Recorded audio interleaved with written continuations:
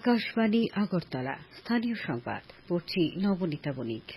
এখনকার বিশেষ বিশেষ খবর হল রাজ্যের উন্নয়ন ও বিকশিত ভারত কর্মসূচির বাস্তবায়ন নিয়ে প্রধানমন্ত্রীর সঙ্গে আলোচনা করেছেন মুখ্যমন্ত্রী। অষ্টাদশ লোকসভা গঠিত হওয়ার পর সংসদে প্রথম অভিভাষণ দিলেন রাষ্ট্রপতি। শিল্প ও বাণিজ্য মন্ত্রী বলেছেন, রাজ্যের অর্থনৈতিক বিকাশে রাজ্যের অতি ক্ষুদ্র ক্ষুদ্র ও মাঝারি শিল্পোদ্যোগের বিকাশে বিশেষ নজর দেওয়া হয়েছে। আগামীকাল এডিসির একদিনের অধিবেশন অনুষ্ঠিত হবে। জাতীয় যোগাসন প্রতিযোগিতায় ত্রিপুরা 4টি স্বর্ণ সহ 10টি পদক দখল করেছে। মুখ্যমন্ত্রী অধ্যাপক ডা মানিক সাহা আজ নয়াদিল্লি সংসদ ভবনে প্রধানমন্ত্রী নরেন্দ্র মোদীর সঙ্গে সৌজন্য সাক্ষাৎ করেন। প্রধানমন্ত্রীর হাতে পুষ্পস্তবক তুলে দেন। তৃতীয়বারের জন্য প্রধানমন্ত্রী হওয়ায় মুখ্যমন্ত্রী অধ্যাপক ডা মানিক সাহা ত্রিপুরাবাসীর পক্ষ থেকে শুভেচ্ছা জানান। রাজ্যের উন্নয়ন ও বিকশিত ভারত কর্মসূচির বাস্তবায়ন নিয়ে প্রধানমন্ত্রীর সঙ্গে মুখ্যমন্ত্রীর বিস্তারিত আলোচনা হয়। এদিকে মুখ্যমন্ত্রী ডা সাহা আজ নয়াদিল্লিস্থিত ত্রিপুরা ভবনে রাজ্যপাল ইন্দ্রসেনা রেড্ডি নাল্লুর সাথে এক সৌজন্যমূলক সাক্ষাৎকারে মিলিত হন। তাছাড়া মুখ্যমন্ত্রী আজ নয়াদিল্লিতে কেন্দ্রীয় প্রতিরক্ষা মন্ত্রী রাজনাথ সিং এর সাথেও এক সৌজন্যমূলক সাক্ষাৎকারে মিলিত হন। মুখ্যমন্ত্রী আজ নয়াদিল্লিতে কেন্দ্রীয় স্বাস্থ্য ও পরিবার কল্যাণ মন্ত্রী জেপি নাড্ডা ও কেন্দ্রীয় স্বরাষ্ট্রমন্ত্রী অমিত শাহের সঙ্গে সৌজন্যমূলক সাক্ষাৎকারে মিলিত হন। রাজ্য নির্বাচন কমিশনার শরৎ ইন্দু চৌধুরী আজ আকাশবাণীর প্রতিনিধিকে জানিয়েছেন, রাজ্যের ত্রিস্তর পঞ্চায়েত নির্বাচনের নির্ঘণ্ট আগামী জুলাই মাসের প্রথম সপ্তাহে ঘোষণার সম্ভাবনা রয়েছে। নির্বাচন হতে পারে আগস্ট মাসের প্রথম সপ্তাহে। তিনি জানান, পঞ্চায়েত নির্বাচনে মোট ভোটার সংখ্যা 12,94,007 জন। এর মধ্যে পুরুষ ভোটার 6,58,589 জন, মহিলা ভোটার রয়েছেন 6,35,460 জন ও তৃতীয় লিঙ্গের ভোটার রয়েছেন 11 জন। মনোনয়নপত্র জমা দেওয়ার শেষ সময় পর্যন্ত ভোটার তালিকায় নাম অন্তর্ভুক্ত করার সুযোগ রয়েছে বলে তিনি জানান। রাজ্য নির্বাচন কমিশনার আরও জানান, পঞ্চায়েত নির্বাচনে অনলাইনে মনোনয়নপত্র জমা দেবার কোনো আইনি বিধান নেই, ফলে অনলাইনের মাধ্যমে মনোনয়নপত্র গ্রহণ করা সম্ভব হবে না। পঞ্চায়েত নির্বাচনে প্রার্থীদের নিরাপত্তা এবং শান্তিপূর্ণ পরিবেশ বজায় রাখার জন্য খুব শীঘ্রই রাজ্য পুলিশের মহানির্দেশকের সাথে তিনি বৈঠক করবেন। ঊনকোটি জেলা প্রশাসন ও কৈলাসহর পুর পরিষদের যৌথ উদ্যোগে স্থানীয় ভগিনী নিবেদিতা দ্বাদশ শ্রেণী বিদ্যালয় প্রাঙ্গণে আগামী 30 জুন থেকে শুরু হচ্ছে ষোড়শ কৈলাসহর বইমেলা। চলবে আগামী 5 জুলাই পর্যন্ত। আসন্ন বইমেলাকে সামনে রেখে আজ সকালে কৈলাসহরের মহকুমা শাসক কার্যালয়ে আহুত এক সাংবাদিক সম্মেলনে মেলার সার্বিক প্রস্তুতি নিয়ে আলোকপাত করা হয়। উপস্থিত ছিলেন কৈলাসহর পুর পরিষদের চেয়ারপারসন চপলা রানী দেবরায়, মহকুমা শাসক প্রদীপ সরকার, অতিরিক্ত মহকুমা শাসক নবকুমার জমাতিয়া প্রমুখ। তারা জানান, আগামী 30 জুন বিকেলে এই মেলার আনুষ্ঠানিক উদ্বোধন করবেন সমাজ কল্যাণ ও সমাজ শিক্ষামন্ত্রী টিঙ্কু রায়। মেলা উপলক্ষে প্রতিদিনই থাকবে বর্ণময় সাংস্কৃতিক অনুষ্ঠান, হবে স্থানীয় ও বাংলাদেশের কবিদের উপস্থিতিতে কবি সম্মেলন। মেলা উপলক্ষে থাকবে 23টি বিপণন স্টল। ক্রেতাদের জন্য থাকছে প্রতি বইয়ের উপর 10% ছাড়। রাষ্ট্রপতি দ্রৌপদী মুর্মু আজ সংসদের উভয় সভার যৌথ অধিবেশনে ভাষণ দেন। অষ্টাদশ লোকসভা গঠিত হবার পর এটি হল সংসদে রাষ্ট্রপতির প্রথম অভিভাষণ। রাষ্ট্রপতি দ্রৌপদী মুর্মু আজ দৃঢ়ভাবে বলেছেন, সাম্প্রতিক প্রশ্নপত্র ফাঁসের ঘটনার দোষীদের কঠোর শাস্তি নিশ্চিত করতে সরকার প্রতিশ্রুতিবদ্ধ। তিনি বলেন, দল রাজনীতির ঊর্ধ্বে উঠে এই ধরনের ঘটনা রোধে দেশব্যাপী দৃঢ় পদক্ষেপ গ্রহণ করা জরুরি। রাষ্ট্রপতি আরও বলেন, সরকার পরীক্ষা সংক্রান্ত সংস্থা তাদের কার্যকারিতা এবং পরীক্ষা প্রক্রিয়ার সকল দিকগুলিতে বড় ধরনের সংস্কারের লক্ষ্যে কাজ করছে। সংসদও পরীক্ষায় অন্যায় পদ্ধতির বিরুদ্ধে কঠোর আইন করছে। সংসদে যৌথ অধিবেশনের ভাষণে রাষ্ট্রপতি উত্তর পূর্বের জন্য সরকারের গৃহীত উদ্যোগগুলি তুলে ধরেন। তিনি বলেন, এই অঞ্চলে স্থায়ী শান্তির জন্য সরকার কাজ করছে এবং গত 10 বছরে এই অঞ্চলের সাথে সম্পর্কিত বেশ কয়েকটি সমস্যার সমাধান করা হয়েছে। রাষ্ট্রপতির অভিভাষণের মধ্য দিয়ে আজ শুরু হয় রাজ্যসভার অধিবেশন। চলে নতুন সদস্যদের শপথ গ্রহণ। প্রধানমন্ত্রী নরেন্দ্র মোদী সভায় মন্ত্রী পরিষদের সদস্যদের পরিচয় করান। বিরোধীরা আজ সংসদের যৌথ অধিবেশনে রাষ্ট্রপতি দ্রৌপদী মুর্মুর ভাষণের সমালোচনা করেছেন। সংসদের বাইরে সংবাদ মাধ্যমের সাথে কথা বলার সময় কংগ্রেস সাংসদ তারিক আনোয়ার বলেন, রাষ্ট্রপতির ভাষণে দারিদ্র্য, মুদ্রাস্ফীতি এবং বেকারত্ব সহ প্রকৃত সমস্যাগুলিকে উপেক্ষা করা হয়েছে। এতে শুধুমাত্র সরকারের সাফল্যের দিকগুলি তুলে ধরা হয়েছে। সমাজবাদী পার্টির প্রধান অখিলেশ যাদব বলেন, সরকার বিশ্বের 5ম বৃহত্তম অর্থনীতি হওয়ার কথা বললেও যেখানে ব্যাপক বেকারত্ব রয়েছে এবং কৃষকরা ক্ষতিগ্রস্ত হচ্ছে, সেখানে শুধুমাত্র কিছু নির্বাচিত লোক উপকৃত হচ্ছে।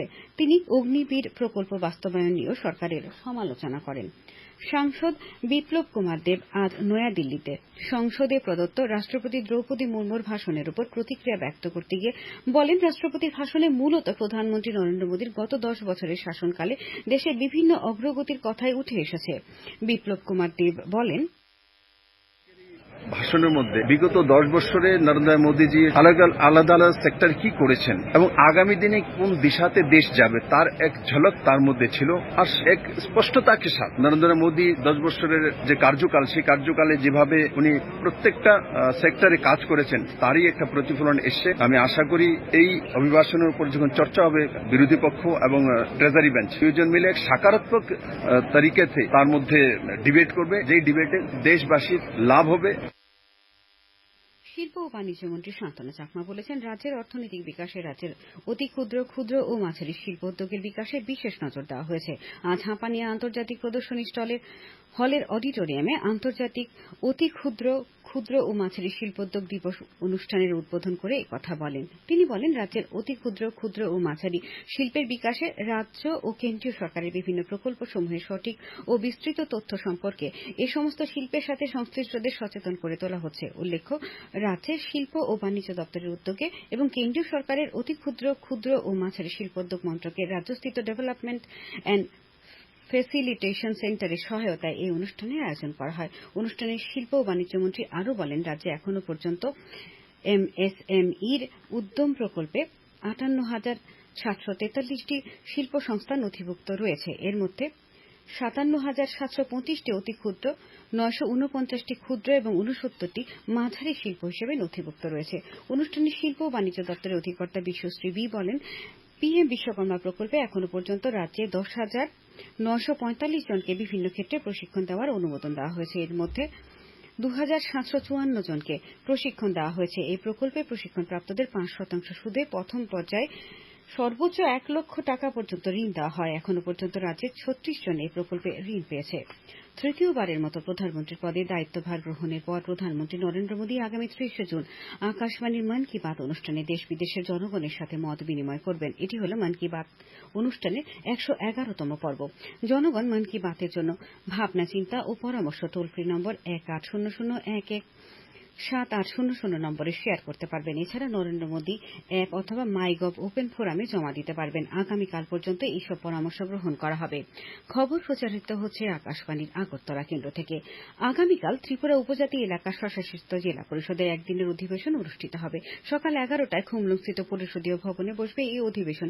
এডিসির চেয়ারম্যান জগদীশ দেববর্মা এই অধিবেশনের আহ্বান করেছেন।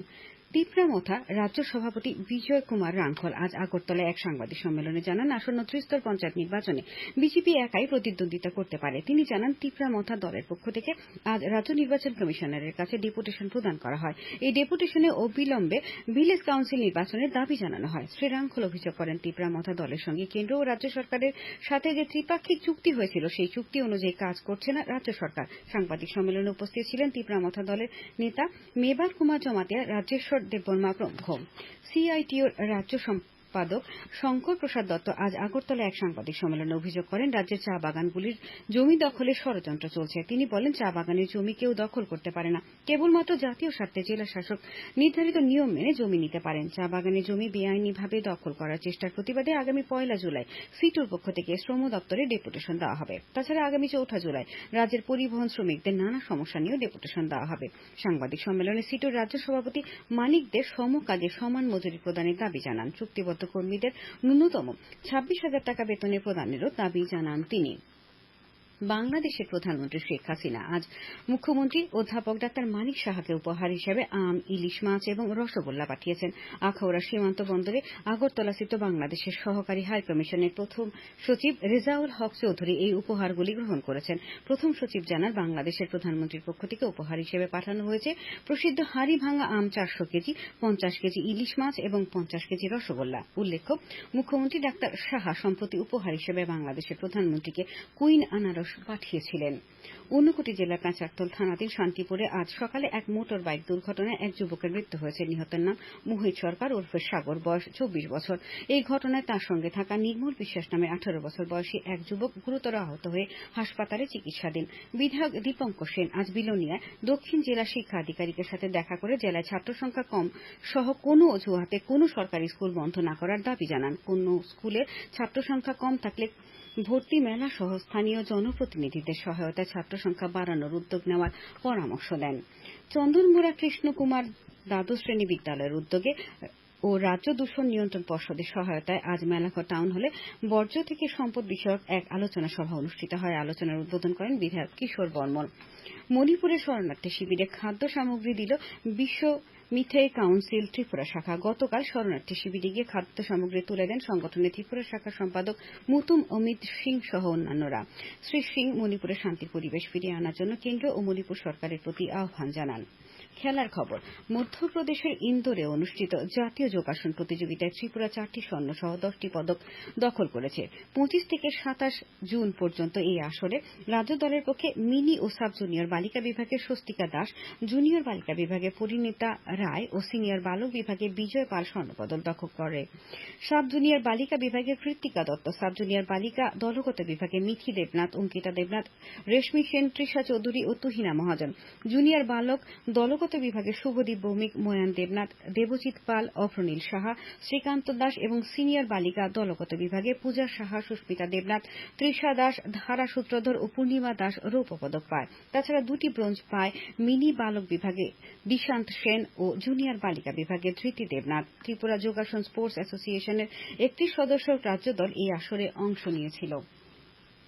শেষ করার আগে বিশেষ খবরগুলি আরেকবার। রাজ্যের উন্নয়ন ও বিকশিত ভারত কর্মসূচির বাস্তবায়ন নিয়ে প্রধানমন্ত্রীর সঙ্গে আলোচনা করেছেন মুখ্যমন্ত্রী। অষ্টাদশ লোকসভা গঠিত হবার পর সংসদে প্রথম অভিভাষণ দিলেন রাষ্ট্রপতি। শিল্প ও বাণিজ্য মন্ত্রী বলেছেন, রাজ্যের অর্থনৈতিক বিকাশে রাজ্যের অতি ক্ষুদ্র ও মাঝারি শিল্পোদ্যোগের বিকাশে বিশেষ নজর দেওয়া হয়েছে। আগামীকাল এডিসির একদিনের অধিবেশন অনুষ্ঠিত হবে। জাতীয় যোগাসন প্রতিযোগিতায় ত্রিপুরা 4টি স্বর্ণ সহ 10টি পদক দখল করেছে।